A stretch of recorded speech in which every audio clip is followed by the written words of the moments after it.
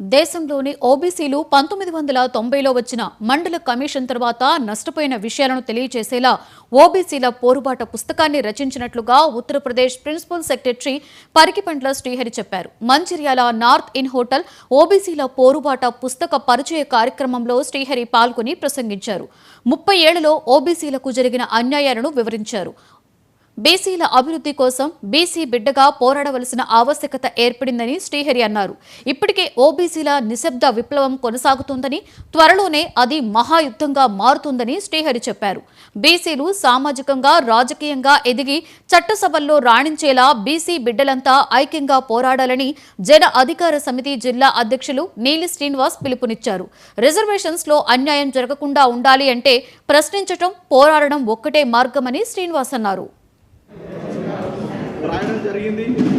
ఈ యొక్క పుస్తకావిష్కరణ కార్యక్రమాన్ని మన మంచిర్యాల జిల్లాలో అన్ని కులాల సంఘాల ఆధ్వర్యంలో, ప్రజల ఆధ్వర్యంలో ఘనంగా నిర్వహించుకోవడం జరిగింది. దీని ముఖ్య ఉద్దేశం వారు క్లుప్తంగా ఆ బుక్లో వివరించడం జరిగింది.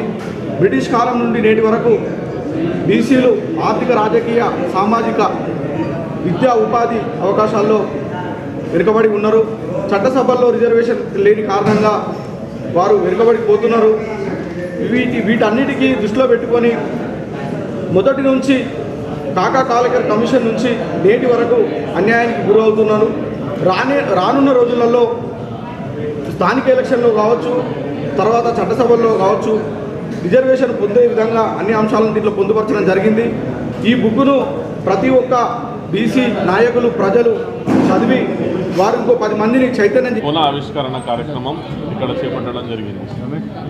నేను మంచిర్యాల జిల్లా, మంచిర్యాల ప్రాంతం, చుట్టుపక్కల ఉన్నటువంటి ఉమ్మడి ఆదిలాబాద్ జిల్లా ప్రాంతం నుంచి వచ్చినటువంటి వివిధ సామాజిక వర్గాల నాయకులు, ముఖ్యంగా బీసీ సామాజిక వర్గాలు అందరికీ పేరు పేరున ధన్యవాదాలతో ఈ పుస్తకం యొక్క ముఖ్య ఉద్దేశం ఏమిటంటే ఓబీసీ వర్గాలు అంటే బీసీ వర్గాలు, దీంట్లో ఓబీసీలు ఎందుకన్నా అంటే అదర్ బ్యాక్వర్డ్ క్లాస్ నార్త్ ఇండియాలో దీన్ని ఓబీసీలు అంటారు, ఇక్కడ మనం బీసీలు అంటాం. అటు ఉత్తర భారతదేశంలో, ఇటు దక్షిణ భారతదేశంలో ఒక నిశ్శబ్ద విప్లవం జరుగుతూ ఉన్నది. బీసీలందరూ 1989-90 తర్వాత వచ్చినటువంటి మండల్ కమిషన్ తరువాత సుమారు 35 సంవత్సరాలు గడిచిన తరువాత ఈరోజు అసలు 35 సంవత్సరాలలో తమకు ఉద్యోగ అవకాశాల, విద్యా అవకాశాల, సామాజిక, ఆర్థిక, రాజకీయ అవకాశాలు ఎంతవరకు